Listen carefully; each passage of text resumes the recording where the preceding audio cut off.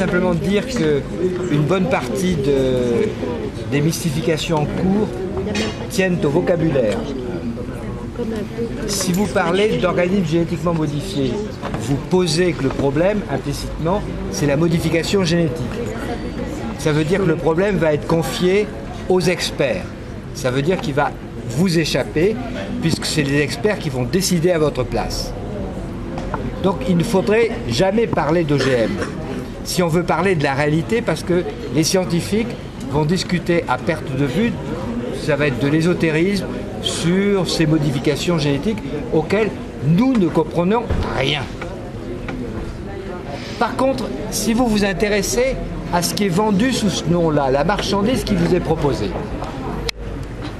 cette marchandise, ce sont des semences.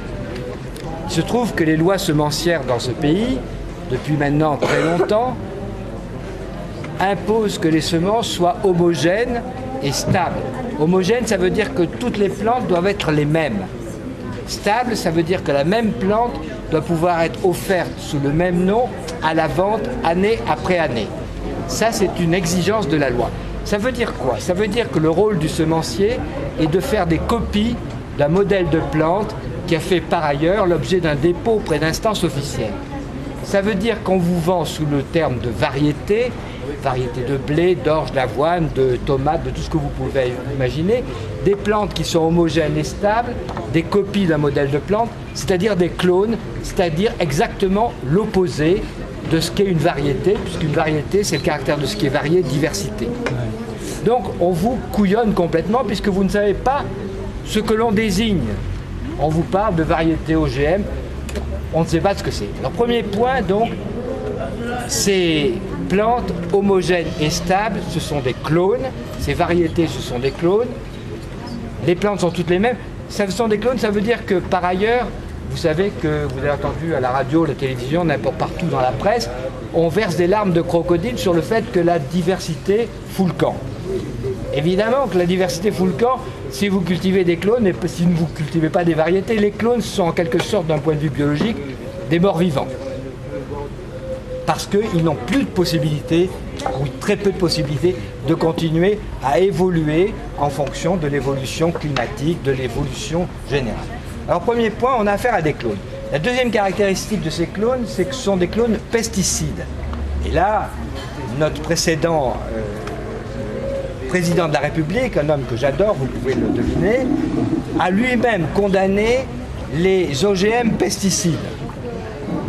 Seulement, le seul problème, c'est qu'il n'y a que ça. 99,6% des OGM vendus dans le monde sont des OGM pesticides. Soit la plante fabrique un insecticide, donc quand elle est mangée par des ravageurs, les ravageurs crèvent, ça dure qu'un temps, soit la plante est capable d'absorber un herbicide sans en crever. Ça veut dire que dans les deux cas, vous avez ce phénomène absolument massif, on vous vend ces techniques comme étant écologiques. Dans les deux cas, les toxines insecticides entrent dans votre consommation alimentaire. C'est-à-dire que derrière ce projet-là, vous avez un projet absolument fantastique qui consiste à changer le statut des pesticides. Jusque-là, on vous disait, ce sont des produits dangereux qu'il vaut mieux éviter de mettre dans son alimentation. Maintenant, ils sont en train d'en faire des constituants de l'alimentation. Dans le cas d'une plante insecticide, chaque cellule de la plante produit l'insecticide. Dans le cas des plantes tolérantes à un herbicide, pour que ça fonctionne, il faut que l'herbicide entre à l'intérieur de la plante. Là, dans la plupart des constructions, l'herbicide est simplement neutralisé par la construction génétique qu'on a mise à l'intérieur de la plante. Ça veut dire que l'herbicide reste dans la plante. Bon, une fois, j'étais en Italie à la radio ou à la télévision et j'ai parlé de ça et puis j'avais conclu en disant l'Italie a apporté au monde, les Italiens ont apporté au monde ce plat merveilleux de simplicité, sublime de simplicité qu'on appelle la pasta al pesto. Et maintenant, grâce aux firmes multinationales de l'agrochimie, des agrotoxiques, on aura de la pasta al pesticida. Bon appétit pour vous. Le dernier point, c'est que ces clones pesticides sont brevetés. Brevetés, ça veut dire que c'est un très vieux projet du monde dans lequel nous sommes, projet mortifère s'il en est, puisque le but c'est de séparer la production de la reproduction. Or, en matière de vivant, vous ne pouvez pas produire sans en même temps reproduire. séparer la production de la reproduction, de façon que les agriculteurs qui resteront pourront faire la production, mais la reproduction est en train de devenir le monopole de qui?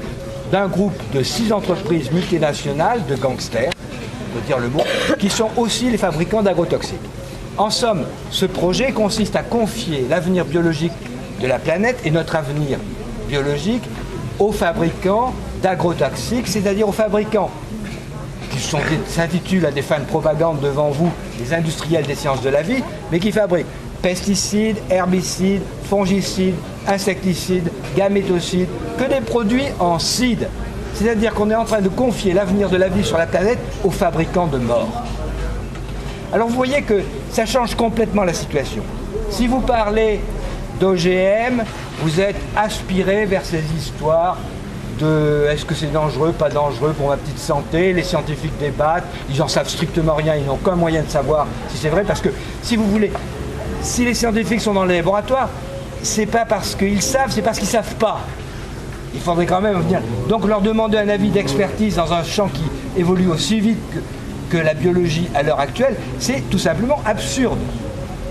Par conséquent, donc, on va être amené, disons, égaré dans des discussions sans fin, interminables, dont la conclusion sera inévitablement que ce n'est pas très dangereux, parce que ces gens-là, ces scientifiques, savent très bien de quel côté leur tartine est beurrée, pour aller chercher les contrats et autres. Par contre, si vous parlez de la réalité, c'est ce qui vous intéresse, vous. La façon de fabriquer les OGM, vous vous en foutez. Mais si vous vous intéressez à la réalité de ce qui est vendu, aux clones pesticides brevetés, vous n'avez pas besoin d'experts pour savoir si vous en voulez ou si vous n'en voulez pas. On n'en veut pas, personnellement je n'en veux pas, pour les 3 raisons, chacune étant suffisante, parce que ce sont des clones, parce que ce sont des clones pesticides, parce qu'ils sont brevetés.